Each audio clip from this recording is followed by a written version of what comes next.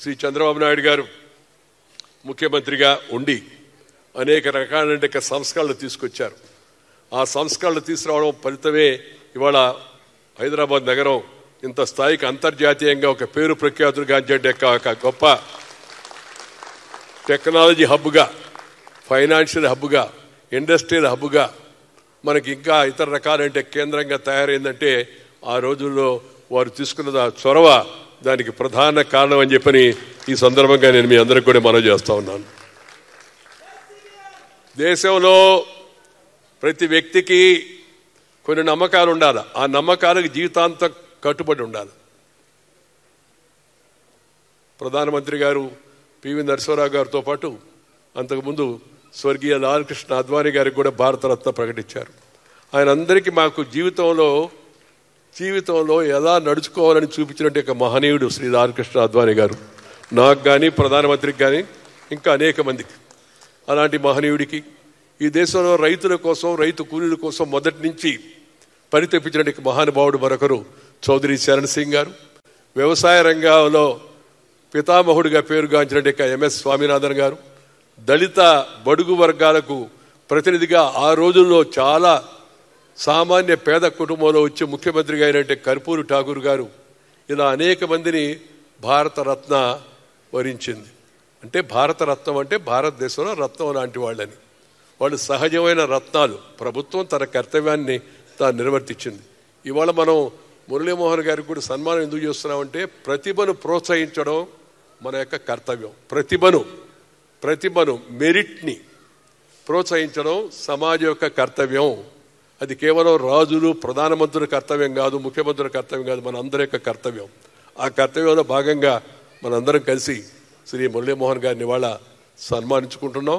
చాలా సంతోషం. మురళీమోహన్ గారు, మీకు భగవంతుడు మరింత ఆయువును, ఆరోగ్యాన్ని, ఐశ్వర్యాన్ని గురించి నేను మాట్లాడినా అది కష్టపడితే వచ్చేది. ఆరోగ్యాన్ని అందించాలని, మీరు ఎలాగూ ఎప్పుడు ఇలాగే నవ్వుతూ అందరినీ నవ్విస్తూ కొన్ని విలువలతో సాంప్రదాయమైన సినిమాలు తీస్తూ ఉండాలి, నటిస్తూ ఉండాలని కోరుకుంటూ మీకు నా యొక్క హృదయపూర్వక అభినందనలు తెలియజేస్తాను. నమస్కారం. జై హింద్. క్రమశిక్షణ జీవితంలో అందరూ క్రమశిక్షణ పాటించాలి. క్రమశిక్షణావంతమైన దేశం శక్తివంతమైన దేశంగా తయారవుతుంది. వారి జీవితం నుంచి మనందరం, ముఖ్యంగా యువతరం నేర్చుకోవాల్సింది క్రమశిక్షణతో కూడినట్టు జీవన విధానం. రెండవది నిజాయితీ. ఆ నిజాయితీకి ఈ ప్రాణం ఇచ్చేట వ్యక్తిత్వం. మూడవది ఎలాంటి పరిస్థితులైనా సరే ఆనందంగా, ఆటుపోట్లు ఎదురైనప్పటికీ కూడా, అపజయాలు ఎదురైనప్పటికీ లేదా జయంతో పొంగిపోయి అపజయంతో కుంగిపోకుండా దేనినైనా కూడా స్వీకరించగలిగేట ఆ స్థితిని తీసుకురావడం అవుతుందో అదే వారి ఆరోగ్యానికి ముఖ్యమైన కారణం అని చెప్పి నేను భావిస్తూ ఉన్నాను.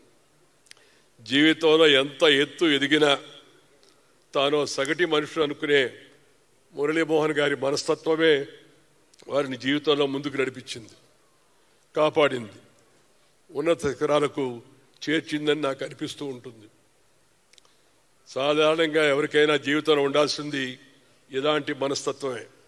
మనం చూసుకోవాల్సింది చేరిన ఎత్తులు కాదు, మనం నడక మొదలుపెట్టినట్టు లోతుల్లో ఒకసారి ప్రతి ఒక్కరం గుర్తుపెట్టుకుంటే మనం సంతృప్తికరంగా జీవించగలం. తన నటనతో ఎంతోమంది ప్రేక్షకులకు అభిమానాన్ని సంపాదించుకున్న మురళీమోహన్ గారి నటన ఎంతో సహజంగా ఉండేది. ఆయన ప్రత్యేకత ఏంటంటే ఆయన నటిస్తున్నాడు అనిపించాడు, సహజంగా పాత్రలో జీవిస్తున్నాడు అనిపించడం అవుతుందో సహజ నటన. అది మనం మురళీమోహన్ గారిలో చూడవచ్చు. ఇంట్లో ఉండే వ్యక్తిలాగా అందరి గుండెల్లో ఆయన నిలిచిపోతాడు. ఈ సినిమా రంగంలో ప్రస్తుతం ఉన్న వాళ్ళకి, రేపు ప్రవేశించే వాళ్ళకి నేను కోరేది ఒకటే, అయ్యా కుటుంబ సభ్యులందరూ వచ్చి సినిమాలు చూసే విధంగా సినిమాలు తీయండి, సినిమాలు రాయండి, సినిమాలు నటన చేయండి.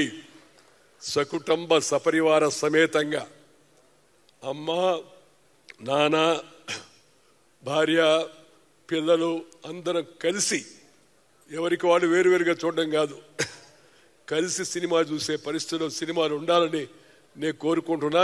ఈ మురళీమోహన్ గారి యొక్క ఈ 50 సంవత్సరాల యొక్క ఈ నటనా జీవితాన్ని మనం వారికి ఇవాళ సత్కరిస్తున్న సమయంలో నేను సినీ రంగానికి ఇచ్చే సలహా ఒకటే, అదే నేను ఇందాక చెప్పినట్టు యొక్క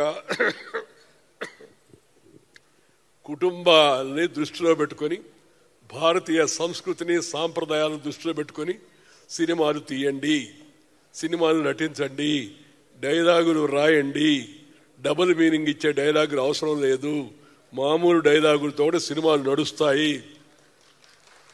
పాత గుండమ్మ కథ, పాతాళ భైరవి, మాయా బజార్ సినిమాల్లో ఈ అశ్లీల పదాలు లేవు. అలాగే రామోజీరావు గారు తీసిన చాలా సినిమాల్లో మనకి అశ్లీలత కనిపించదు. మురళీమోహన్ గారి సినిమాల్లో కూడా అశ్లీలత కనిపించదు. కుటుంబం అంతా వెళ్ళి సరదాగా, సినిమా అంటే వినోదాన్ని ఇచ్చేది, విజ్ఞానాన్ని ఇచ్చేది, ఆనందాన్ని కలిగించేది. ఇతరులతో పంచుకుంటే ఆనందం చెప్పనరివి కాంది. అలా ఇతరులతో పంచుకోవాలంటే మంచి ప్రమాణాలున్న సినిమాలు తీయాలా. ఈ సందేశాన్ని అందరు కూడా గమనించాలని చెప్పని సందర్భంగా మనం చేస్తున్నాను. శ్రీ మురళీమోహన్ గారి ముఖంలో వర్చస్సు ఉంది. 80 సంవత్సరాల వయసు వచ్చినట్టుగా మనకు అనిపించదు. ఆ కళ, నటనలో సౌశీల్యం కనిపిస్తుంది. సౌశీల్యం, శీలమే గొప్పది, సౌశీల్యం ఇంకా మంచితనం, నడవడికలో వినయం ప్రతిబింబిస్తుంది. ఆయన అంత పై స్థాయికి వెళ్ళినా, వ్యాపారాలు చేసినా, లేదా రియల్ ఎస్టేట్ రంగంలో రాణించినా, రాజకీయాల మధ్యలో వెలిగినప్పటికి కూడా ఆయన వ్యక్తిత్వంలో ఆ వినయం మనకందరూ కూడా ప్రతిబింబిస్తుంది. దీన్ని ప్రతి ఒక్కరు కూడా గుర్తుపెట్టుకొని తమ జీవితంలో దాన్ని అలవాటు చేసుకోవాలని చెప్పి నేను కోరుతూ ఉన్నాను. కుటుంబ సమేతంగా నుంచి ఎందుకు చెప్పానంటే, సినిమాకు వెళితే కాస్త సినిమా మనకి తక్కువ ఖర్చుతో ఎక్కువ సంతోషాన్ని ఇచ్చేదిగా ఉండాలి. అంతేగాని ఆ సినిమాకి వెళితే సినిమా సగంలోనే అరే బాబు ఎందుకు వచ్చావరా నాయన, ఎప్పుడు అయిపోద్ది సినిమా అనే పరిస్థితి కనిపించకుండా ఉండేది సినిమాలు నేటి అవసరాన్ని మీ అందరికి కూడా మనం చేస్తూ ఉన్నాను. 50 ఏళ్ల కిందట సినిమా రంగంలో ప్రవేశించినప్పుడు ఎలా ఉండేవాళ్ళు, పూర్ణచంద్రరావు గారు తీసుకెళ్లి సినిమాలో చేర్పించినప్పుడు, ఇప్పటికి కూడా అలాగే అదే ముఖ వర్చస్సుతో సంతృప్తికరమైన జీవితాన్ని గడుపుతూ ఉన్నారు మురళీమోహన్ గారు. వారికి మొదటి అవకాశం కల్పించిన పూర్ణచంద్రరావు గారు కూడా మన అందరికీ ఆదర్శనీయులు. చూడండి, ఆయన 50 సంవత్సరాలైన సినిమాలో మొదలుపెట్టి 50 సంవత్సరాల కింద దీనికి అవకాశం ఇచ్చాడంటే ఆయనకి ఎన్ని సంవత్సరాలు మనం తెలుసుకోవచ్చు. అయినా ఆయన ఆరోగ్యంగా ఉన్నాడు. మనకి అది ఒక పెద్ద ఆదర్శం కావాల్సిన అవసరం ఎంతో ఉంది. పూర్ణచంద్రరావు గారి యొక్క జీవితం కూడా ఈ సందర్భంగా మీకు మనవి చేస్తూ ఉన్నాను. దానికి ప్రధాన కారణం జీవన శైలి. ఇది అందరికీ ఆదర్శం కావాలి. వారు నటించిన, నిర్మించిన చిత్రాలను గమనిస్తే అవన్నీ ఎంతో సహజంగా, సందేశనాత్మకంగా ఆలోచింపజేసేవిగా ఉంటాయి. అందుకే వారి కాలదోషం పట్టకుండా చిరస్మరణీయ యశస్సును సంపాదించుకోగలిగారు. కళకి ఎప్పటికీ కాలదోషం పట్టదు. అయితే సమాజం మేలుకోరే విధంగా కళ ఉన్నప్పుడే అది అన్ని తరాలకు చేరుకోగలదు. ఇలాంటి కార్యక్రమంలో నా మనసులో ఉన్న విషయాలు కొన్ని చెప్పాలని చెప్పని మీతో పంచుకుంటున్నాను. నేను కూడా తరచుగా సినిమాలు చూస్తూ ఉంటాను. అప్పుడప్పుడు నా అభిప్రాయం నిర్మోహటంగా చెప్తూనే ఉంటాను. వాళ్ళ కోసం మొహవటానికి పోయి పిలిచారు కాబట్టి ఏదో మంచి మాట మంచిదే ఎప్పుడు, కానీ చెప్పదలుచుకున్న దాన్ని చెప్పడం నాకు అలవాటు. ఈరోజు ఈ కొన్ని సినిమాలు చూస్తే ఆనందం కలిగితే, కొన్ని సినిమాలు చూస్తే ఒక రకమైన జుగుప్స కలుగుతుంది. సినిమాలు పెద్ద విజయాలు సాధించాయని, అలాంటి సినిమాలు కూడా కొన్ని విజయాలు సాధించాయని తెలిస్తే ఆశ్చర్యం కలుగుతుంది. కమర్షియల్గా సినిమా వ్యాపారమే, నేను అసలు కాదన్ను, కానీ ఆ వ్యాపారం సమాజానికి మేలు చేసే విధంగా ఉండాలి. అది ఇప్పటి తరానికి నచ్చే విధంగానే కాదు, రాబోయే తరం కూడా గుర్తుపెట్టుకున్నట్టుగా సినిమాలు రావాల్సిన అవసరం ఎంతో ఉంది. సమాజాన్ని ప్రతిబింబించేదే సినిమా. సినిమాలో చూపించేది సమాజం చాలా వరకు దాన్ని ఫాలో అవుతుంది. సినిమాను చూసి చాలామంది పిల్లలు బాగుపడతారు, సినిమాను చూసి చాలామంది పిల్లలు చెడిపోతారు. అంటే మంచిని చెడును రెండు కూడా సినిమా అందించగలదు. ఆ విషయాన్ని దృష్టిలో పెట్టుకొని మంచిని పెంచే విధంగా మంచి పదాలను, మంచి ఇతివృత్తాలను ఎంచుకొని సినిమాలు తీయాలని, సంగీతం సాహిత్యంతో పాటు సంస్కారం కూడా ఉండాలి. సంగీతము సాహిత్యము దానితో పాటు సంస్కారం